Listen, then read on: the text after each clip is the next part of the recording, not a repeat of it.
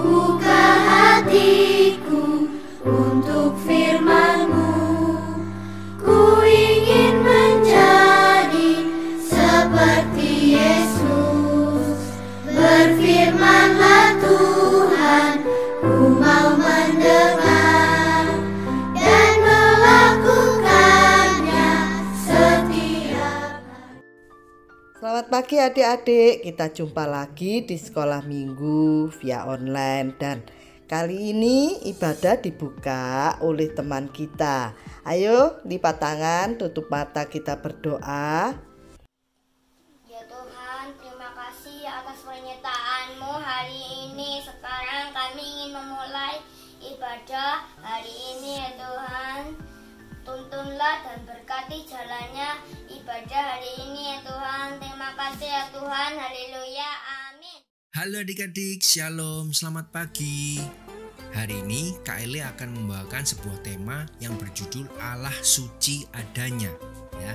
Allah suci adanya. Nah, kita sebelum memasuki dalam pembahasan ini, kita akan ayat hafalan dulu ya. Ayat hafalan akan terambil di dalam Imamat 20 ayat 26. Imamat 20 ayat 26. Kak Ele bacakan ya, nanti adik-adik hafalkan di rumah dan nanti minta orang tua adik-adik untuk ngecek ya, apakah adik-adik sudah hafal atau belum, begitu. Kuduslah kamu bagiku sebab aku ini Tuhan, kudus, dan aku telah memisahkan kamu dari bangsa-bangsa lain supaya kamu menjadi milikku. Sekali lagi ya, kuduslah kamu bagiku sebab aku ini Tuhan, kudus, dan aku telah memisahkan kamu dari bangsa-bangsa lain supaya kamu menjadi milikku. Amin. Nah, sebelum kita melanjutkan, kita berdoa dulu ya.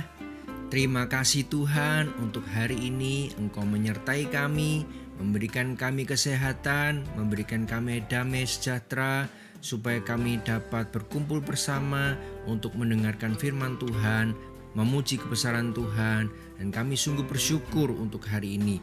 Biarlah firman Tuhan pagi hari ini sampai di dalam hati kami masing-masing, melekat, dan kami bertumbuh karena iman yang Tuhan percayakan buat kami. Di dalam nama Tuhan Yesus Kristus, Juru Selamat kami yang hidup, kami berdoa. Amin.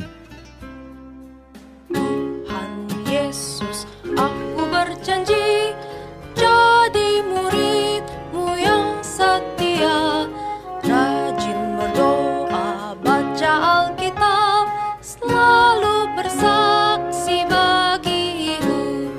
Akal iblis aku menolak, firman Tuhan aku turut, mulai sekarang sampai selamanya, tetap setia, pantang mundur.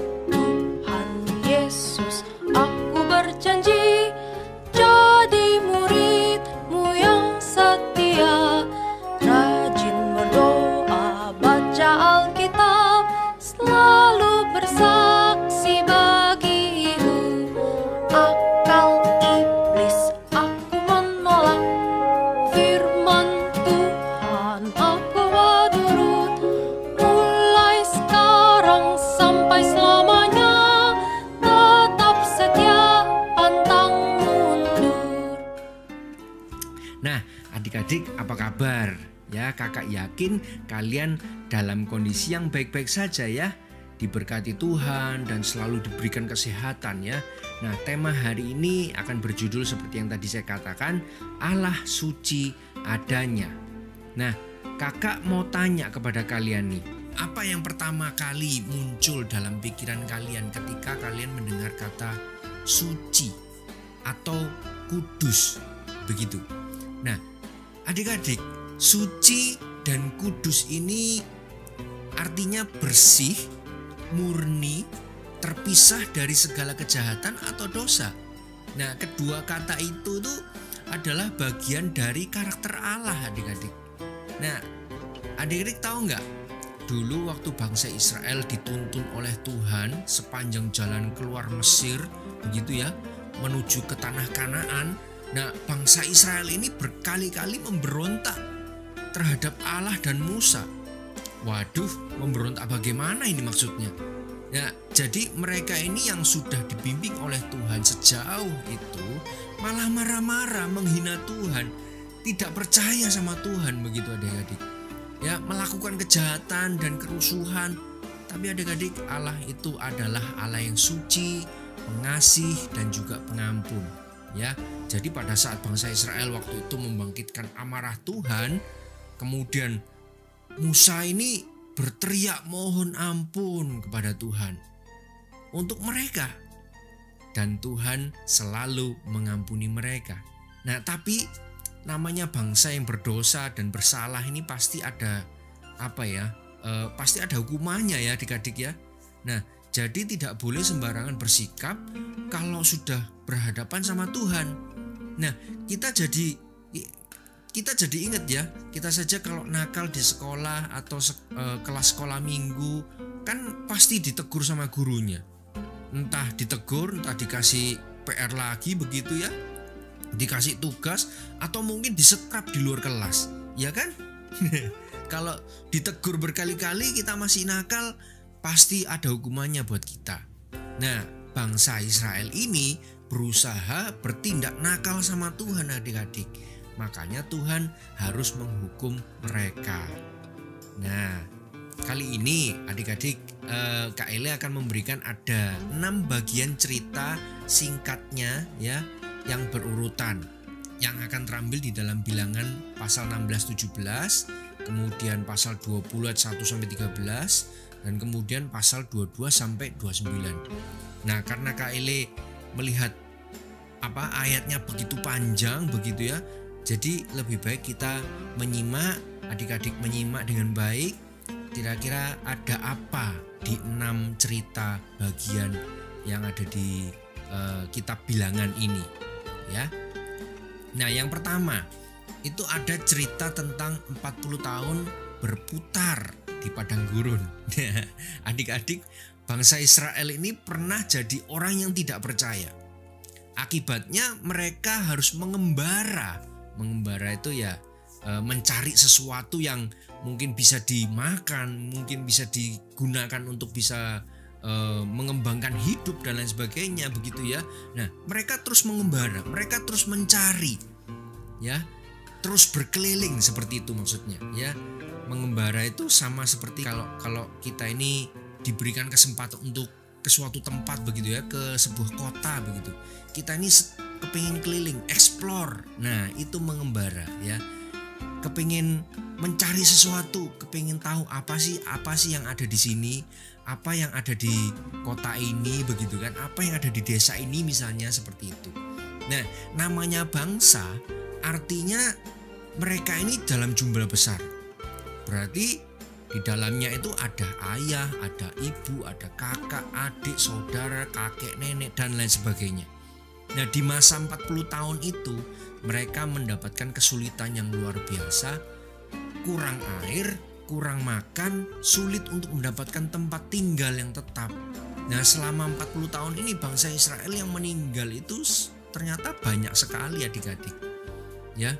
Jadi selama 40 tahun mereka eksplorasi begitu ya, mengembara, ternyata banyak yang meninggal. Mereka mengalami itu sebagai tahun yang sangat suram dan sangat melelahkan adik-adik. Nah, itu cerita yang pertama. Nah, ada 40 tahun berputar di padang gurun. Kan kita kalau muter-muter aja tanpa tujuan kan nggak seneng ya kan, nggak enak begitu loh. Kan lebih baik kita ini muter-muter tapi ada tujuannya begitu. Nah, kemudian cerita yang kedua, pemberontakan Korah ya. Nah, adik-adik, bagian ini kita bisa melihat ada situasi tentang bangsa Israel. Ternyata mereka ini juga adalah bangsa yang sempat menjadi sombong adik-adik. Yang memulai kesombongan itu adalah Korah. Nah, ini namanya Korah. Siapa Korah? Nah, Korah ini adalah orang Lewi dari Bani Kehat. Dia ternyata iri kepada Harun adik-adik. melihat Harun berdiri di depan Tuhan, memakai pakaian yang indah dan membawa korban, hatinya Korah ini cemburu, terbakar adik-adik ya.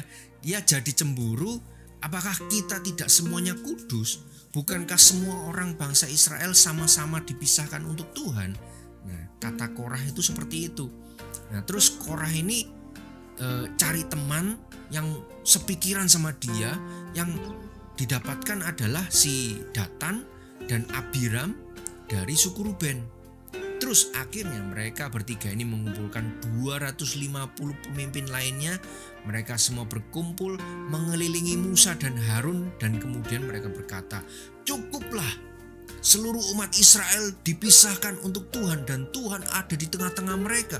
Mengapakah engkau menganggap dirimu lebih tinggi dari umat lain?" Waduh, ini sebuah ucapan yang menyinggung Musa dan Harun banget ya adik-adik ya. Karena menganggap sama seperti itu, karena dia juga orang Lewi dan lain sebagainya, dianggap sama, tetapi cemburunya itu luar biasa. Nah, adik-adik, ada yang kita perlu pelajari di sini ya. Ada beberapa pertanyaan. Apakah benar bahwa seluruh umat Israel dikhususkan untuk Tuhan? Memang benar jawabannya. Ya, terus kemudian kedua, apa benar bahwa Tuhan ada di tengah-tengah mereka? Benar pasti, ya. Tetapi siapa yang memanggil Musa menjadi pemimpin bangsa Israel? Jawabannya bukan Musa sendiri, tetapi Allah yang memanggil begitu. Terus kemudian, siapa yang menunjuk Harun menjadi imam besar? Bukan Harun sendiri juga, tetapi Allah yang memilih Harun. Nah, Korah, Datan, dan Abiram ini menganggap remeh kehormatan yang Tuhan berikan kepada Musa dan Harun. Karena itu sebenarnya mereka tidak hanya memberontak kepada Musa dan Harun saja, tetapi justru memberontak langsung kepada Allah yang kudus dan suci.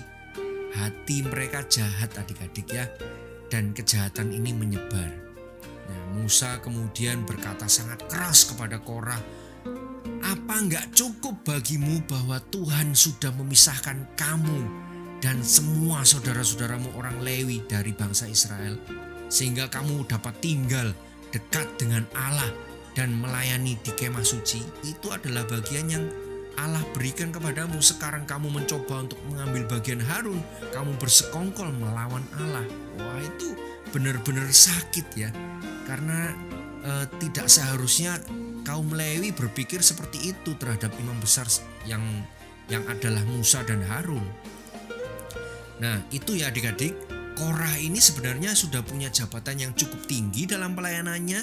Ia menjadi salah satu orang pilihan Tuhan sebagai orang Lewi yang diperbolehkan untuk melayani di kemah suci loh sebenarnya ya, kemah suci tabernakel. Di masa itu tidak semua orang bisa melayani di kemah suci tabernakel, tapi Korah ini sudah dapat kesempatan itu untuk melayani di kemah suci. Malah sekarang dia cemburu sama Musa dan Harun. Nah, ini kan repot ya adik-adik ya. Nah, oleh sebab itu adik-adik, karena mereka sudah melakukan hal ini ya, jadi waktu paginya mereka berdiri dengan membawa bara di tangannya. Kemudian kemuliaan Allah nampak. Allah berfirman kepada Musa dan Harun apa yang harus dilakukan. Musa pergi ke kemahnya Korah, Datan, dan Abiram. Kemudian diikuti oleh tua-tua Israel. Dia memanggil dengan suara keras, "Biarlah seluruh bangsa Israel menjauh dari kemah Korah dan Abiram dan Datan. Jika orang-orang ini meninggal dengan cara yang wajar, berarti Allah tidak mengutus aku. Tetapi jika Allah melakukan sesuatu yang baru, jika bumi terbelah dan menelan mereka hidup-hidup, berarti Allah mengutus aku." Baru saja Musa menyelesaikan bicara, tiba-tiba tanah itu di mana mereka berdiri terbelah dan menelan mereka, dan segala yang mereka miliki itu masuk ke dalam bumi itu hidup-hidup, dan bumi menutup mereka. Wih, itu ngeri banget ya adik-adik ya. Nah, adik-adik, semua suku di kemah suci itu kemudian melihat apa yang sudah dikerjakan Allah.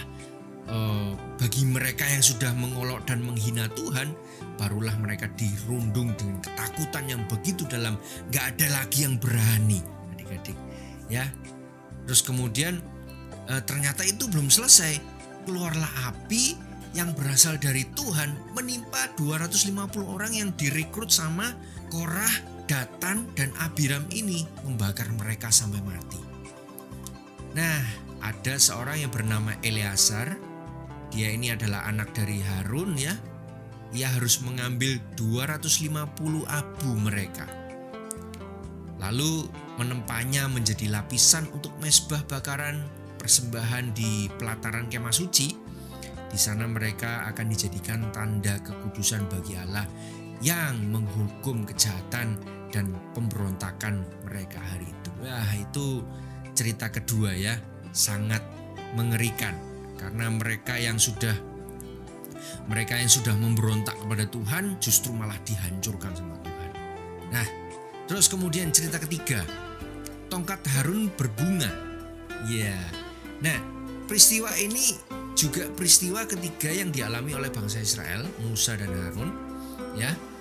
Di dalam kondisi ketakutan bangsa Israel ini, mereka juga pasti ada yang merasa ragu, juga pasti ada yang sudah yakin juga bahwa yang memilih Musa dan Harun itu adalah Allah sendiri, ya. Supaya tidak ada keraguan itu lagi tentang siapa yang dipilih Tuhan sebagai imam besar, Tuhan akhirnya melakukan mujizat lain, adik-adik. Pemimpin setiap suku harus sudah menyerahkan sebuah tongkat yang dinamai dengan nama pemimpin suku mereka. Pada tongkat suku Lewi tertulis nama Harun. Nah, kemudian pagi berikutnya tongkat orang yang dipilih oleh Tuhan akan bertunas, dan dengan demikian semua keluhan mereka melawan pemimpin yang dipilih Tuhan dapat dihentikan. Terus Musa menempatkan 12 tongkat di depan tabut perjanjian di tempat Maha Kudus itu, dan ternyata adik-adik mereka menyaksikan Musa yang membawa 12 tongkat itu keluar dari kemah suci dengan terheran-heran. Ada 11 tongkat nampak seperti semula, tetapi tongkat ke-12 bertuliskan nama Harun itu bertunas. Wah, jadi ngeluarin bunga yang indah adik-adik dan berbuah. Akhirnya orang-orang merasa sangat malu karena mereka masih meragukan Harun sebagai imam besar yang dipilih oleh Allah.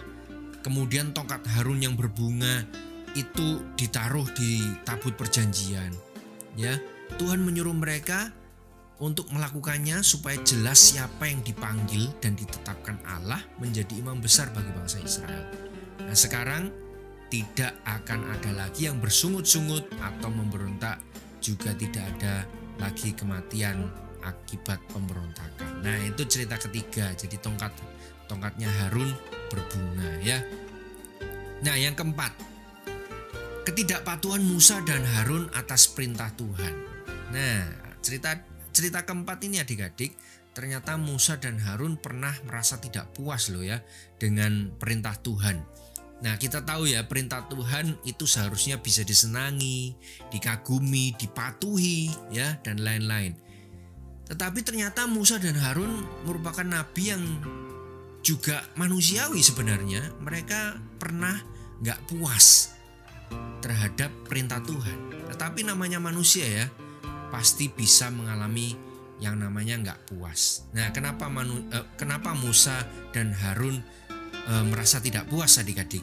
Nah, begini, pada saat itu bangsa Israel sedang berkemah di Kades Barnea ya. Mereka hampir menyelesaikan masa hukuman dan sekali lagi berada dekat perbatasan negeri Kanaan. Nah, menurut pemahaman mereka, bangsa Israel ini seharusnya tetap dihukum oleh Tuhan. Bahkan saat di tengah menjalani hukuman ya, Musa dan Harun mungkin berpikir bahwa sesungguhnya bangsa ini patut dihukum seperti itu. Tetapi Allah berpikir lain.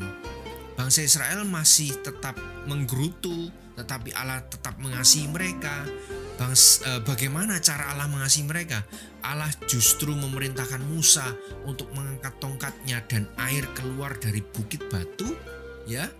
supaya bangsa Israel ini mendapat minum. Tetapi Musa melakukan itu dengan hati yang gak benar di hadapan Tuhan. Jadi mereka berdua ini, kenapa kok bisa begitu gitu loh. Mikirnya kok kenapa Tuhan kok begitu mengasihi mereka, padahal mereka ini, bangsa Israel ini sudah memberontak sedemikian rupa, tetapi Tuhan tetap mengasihi mereka begitu. Mereka gak terimanya itu seperti itu. Mereka berdua merasa bahwa perintah Tuhan ini tidak masuk akal, tetapi mereka tetap mengerjakan perintah Tuhan itu, tetapi dengan hati yang masih tidak benar di hadapan Tuhan ya adik-adik ya. Oke, nah kemudian cerita kelima. Nah ini adalah hukuman bagi Musa dan Harun yang sebelumnya ini sempat merasa tidak puas dengan perintah Tuhan. Nah cerita kelima ini tentang itu ya adik-adik.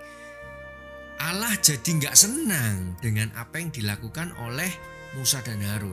Sementara orang banyak menikmati air yang memancar dari bukit batu, Tuhan Allah berfirman kepada Musa, "Engkau kurang percaya kepadaku. Engkau tidak berkata kepada bukit batu itu, melainkan memukulnya sampai 2 kali. Engkau tidak menghormati aku sebagai Allah yang suci dalam penglihatan bangsa Israel. Oleh sebab itu, engkau tidak akan memimpin mereka masuk ke tanah yang aku berikan." Meski kecewa, adik-adik ya, mereka tetap harus menjalani hukuman Allah itu karena sikapnya yang tidak berkenan di hati Tuhan. Ya. Nah, mereka harus menjalani hukuman itu ya. Nah, kemudian cerita ke-6. Harun meninggal di atas Gunung Hor. Nah, cerita terakhir ini yang ke-6 ini, bangsa Israel sampai di kaki Gunung Hor. Musa, Harun dan Eleazar ini anak Harun lagi mendaki Gunung Hor. Allah juga sudah mengatakan kepada mereka bahwa Harun akan meninggal di Gunung Hor. Ketika mereka sampai di puncak gunung itu, Musa menanggalkan pakaian Imam Harun, lalu pakaian itu dikenakan kepada anaknya Eleazar untuk menggantikan ayahnya menjadi imam besar. Lalu Harun pun meninggal di puncak Gunung Hor. Dia sudah melayani Allah sebagai perantara umat Israel dengan tidak mengenal lelah. Pernah juga dihukum, pernah juga menyenangkan Tuhan dengan melakukan segala kepercayaan yang Tuhan berikan itu. Tapi tetap dia menjadi pribadi yang berkenan di hati Tuhan ya. Harun telah menjadi pendamping yang setia untuk Musa. Dan sekarang Allah memanggil dia pulang ke surga, tugasnya sudah selesai di dunia. Kemudian hanya Musa dan Eleazar saja yang turun dari gunung itu. Dan waktu bangsa Israel menyadari bahwa Harun sudah meninggal, hati mereka juga sangat sedih ya. Selama 1 bulan penuh mereka tidak berpindah tempat dan berduka cita atas kematian Harun, imam besar mereka. Nah, itu serangkaian cerita, ada 6 cerita yang kita bisa lihat ya adik-adik ya. Nah, setelah mendengar cerita yang cukup panjang tadi, ada beberapa hal yang kita bisa pelajari di sini.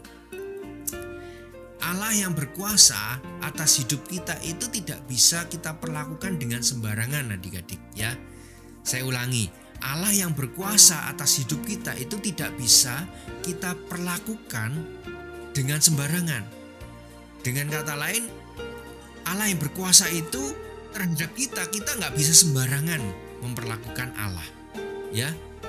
Jika kita bertindak semau kita, tentu akan ada hukumannya. Pasti ada hukumannya kalau kita bertindak semau kita.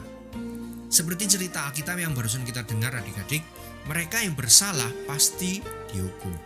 Ada bangsa Israel, ada Korah tadi, bahkan Musa dan Harun yang adalah nabi Tuhan. Ketika mereka bersungut-sungut, mereka dihukum. Mereka dihukum karena sikapnya ya. Seandainya mereka hidup benar, mereka berkenan di hadapan Tuhan, hidup mereka pasti dikenan oleh Tuhan adik-adik. Tetapi kita harus tahu bahwa manusia tidak ada yang sempurna. Hanya Tuhan Allah kita yang sempurna adik-adik. Dia Allah yang suci, kudus, tidak bercacat. Untuk punya hubungan yang dekat sama Tuhan itu kita harus menjauhkan diri dari dosa adik-adik. Jadi kalau kita dekat sama dosa, kita jauh dari Tuhan. Saya ulangi ya, anggap saja yang di sebelah sini, ini adalah dosa. Dan ini adalah Allah. Nah, kita nggak bisa memilih dosa kemudian dekat sama Allah. Enggak. Kalau kamu milih dosa, kamu jauh dari Allah. Ya, enggak bisa ketemu Allah. Karena Allah di sini. Allah berbeda dengan dosa. Nah, kalau kita dekat sama Allah, dosa ini akan jauh dari kita. Ya, adik-adik harus memperhatikan ini. Jadi kita harus ingat bahwa kalau kita dekat sama dosa, kita jauh dari Allah. Kalau kita dekat sama Allah, kita jauh dari dosa, begitu ya. Yang jelas kita tetap harus selalu mencari Tuhan kemanapun, dimanapun, apa yang kita pikirkan dan lakukan dan doakan, kita tetap harus mencari Tuhan kemanapun kita pergi, ya. Oke, firman Tuhan sampai di sini adik-adik. Semoga kita semua diberkati oleh Tuhan dengan kekuatan kesehatan. Kita enggak menjadi pribadi yang menentang Tuhan atau melawan Tuhan, tapi kita menjadi pribadi yang bisa menyenangkan Tuhan. Dimanapun kita berada, apapun yang kita lakukan, pikirkan, tindakan, semua untuk menyenangkan Tuhan, ya. Mari kita berdoa. Kami bersyukur untuk hari ini Engkau memberkati kami lagi, untuk kami bisa menjadi pribadi yang berkenan di hadapan Tuhan. Kami ini menjadi pribadi yang bisa selalu menyenangkan Tuhan kemanapun kami pergi, dimanapun kami berada ya Tuhan. Dan biarlah cerita-cerita Alkitab yang sudah kami dengar ini, kami ingin selalu bersikap baik, ingin selalu bertindak baik, ingin selalu berpikir baik, karena Tuhan tahu dan menyelidiki hati kami masing-masing. Terima kasih Tuhan untuk segala macam perhatian yang sudah Tuhan berikan buat kami. Kami ingin menjadi anak-anak yang menyenangkan Tuhan. Terima kasih Tuhan, kami menyerahkan hari ini sepenuhnya ke dalam tangan Tuhan. Hanya di dalam nama Tuhan Yesus Kristus, Juru Selamat kami yang hidup, kami berdoa dan bersyukur. Haleluya. Amin. Adik-adik, sesudah kita melihat cerita dari KL bahwa Allah itu sangat mulia dan kita tidak bisa sembarangan, maka kita harus jadi anak yang takut akan Tuhan, biar nama Tuhan boleh dipermuliakan melalui hidup kita.